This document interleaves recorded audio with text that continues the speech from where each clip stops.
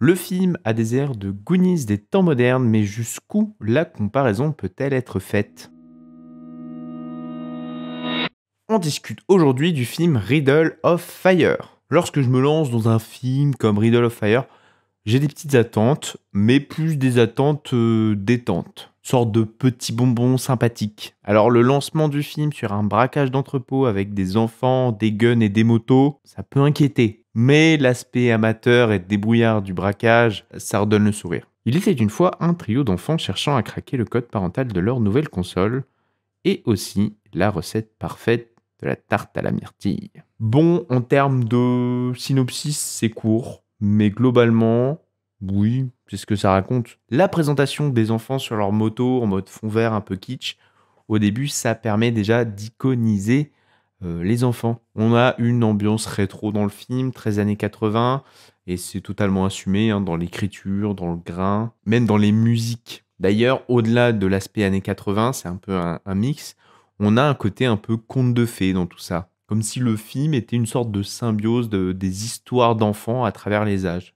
Passant des contes aux années 80, dans le style les Goonies forcément, à aujourd'hui où le jeu vidéo vient aussi se mettre dans tout ça, le jouet moderne. Et le film a aussi fait penser un petit peu à Fifi Brin d'Acier, dans ce côté enfants qui vivent seuls leurs aventures et très indépendants. Et puis assez surnaturel sur les bords. Le Fifi Brin d'Acier, j'ai des vagues souvenirs, et dans mes souvenirs, c'était un délire. Et oui, c'est des vieux souvenirs. Je sais pas si aujourd'hui il y a encore une communauté autour de Fifi Brin d'Acier. Est-ce que ça existe encore à travers des dessins animés ou quoi? Je ne sais pas.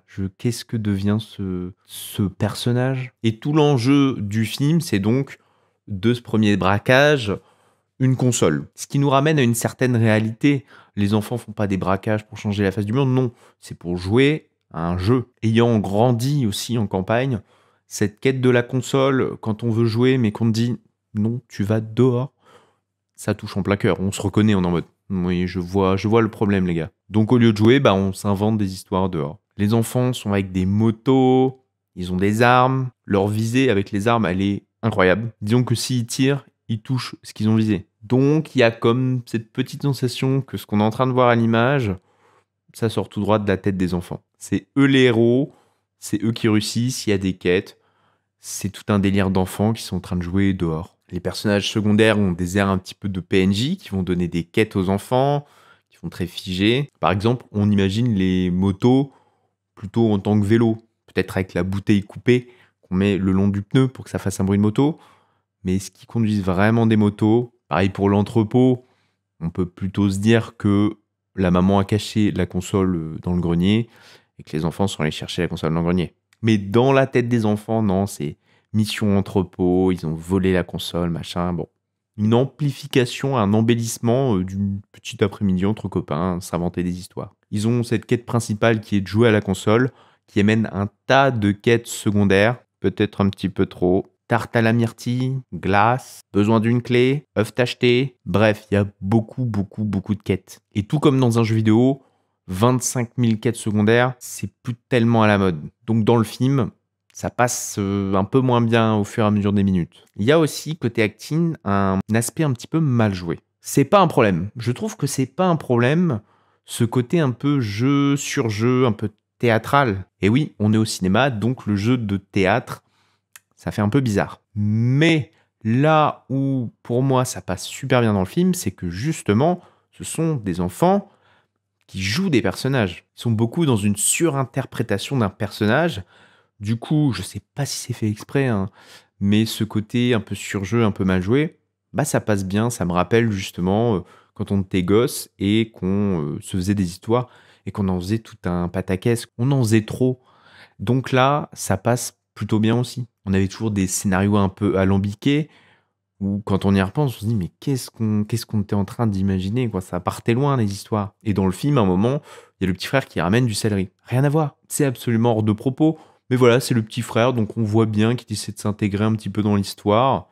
Et puis que des fois, il est un peu hors sujet. Non, ouais, vraiment, le film m'a ramené à des souvenirs d'enfance. Donc, c'est déjà bien réussi à ce niveau-là, je trouve, de pouvoir évoquer des choses, évoquer les histoires que nous-mêmes, on se crée en étant enfant. Et peut-être que ça va pas parler à tout le monde, ça, parce que Je suis pas sûr qu'on ait tous eu cet appel de l'aventure en courant dans les 2 km de jardin de campagne qu'on avait. Et pas sûr non plus que ça plaise à des enfants parce que, ok, c'est sympa de se faire des histoires machin. Par contre, niveau divertissement, ça marche qu'à moitié. J'aime bien le principe d'avoir une sorte de scénario qui aurait pu être écrit entièrement par des enfants. Il y a parfois des facilités ou des directions que prend le scénario qui sont assez invraisemblables. On se dit, mais qui a pu penser à ça? Eh ben, des enfants, justement.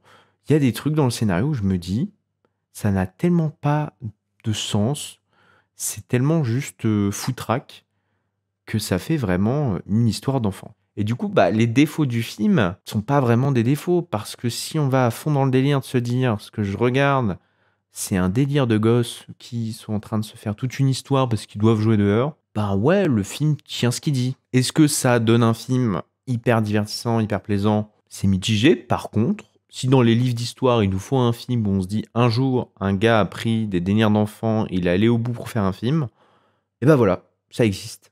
Bref, dans tout ça, je me demandais si un retour à la réalité allait avoir lieu. Rien n'est totalement normal, comme j'ai dit.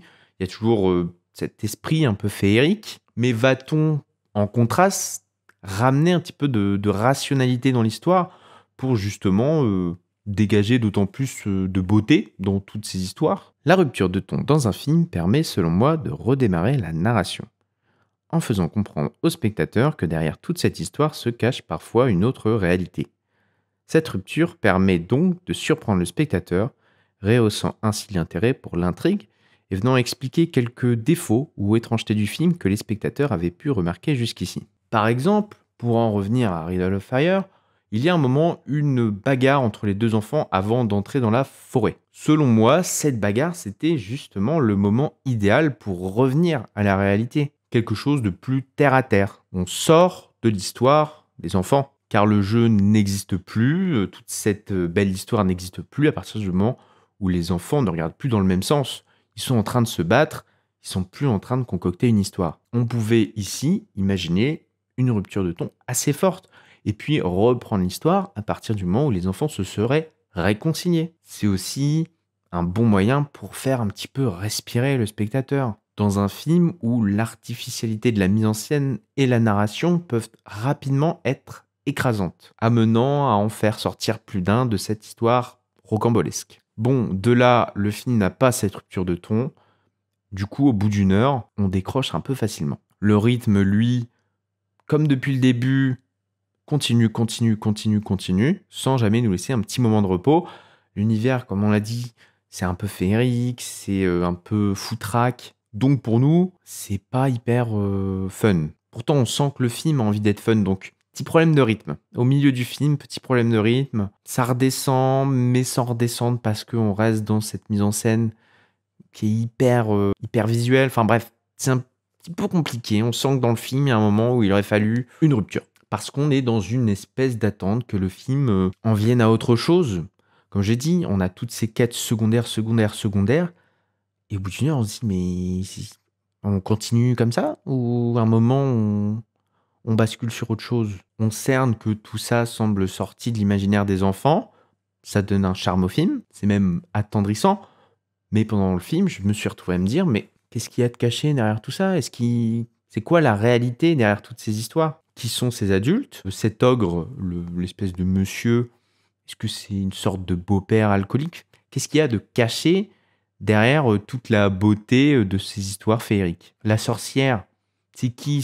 C'est une sœur, une sorte de grande sœur qui ne veut pas jouer avec les petits frères, et puis sa fille, une cousine. Enfin, voilà, on aimerait en fait aller un peu plus loin et savoir ce qui se cache derrière toute l'histoire, tout cet imaginaire. C'est assez curieux, mais ce qui fait le charme du film dans les premières minutes a fini par le condamner. Là où une rupture de ton sublimerait ces jeux d'enfants, l'absence d'une rupture rend le spectateur prisonnier. Prisonnier de cet univers sans vraiment le laisser consentir à participer volontairement, lui aussi, à ces histoires d'enfants. Alors est-ce que je vous conseille d'aller voir le film? Oui, mais avec un warning pour vous dire que, au-delà de l'esthétique et de tout le charme que peut dégager le film, au bout d'une heure, vous aurez fait le tour de Riddle of Fire. Merci à vous, salut! et il y a un petit jeu d'arcade Riddle of Fire qui a été créé. Il est disponible en ligne.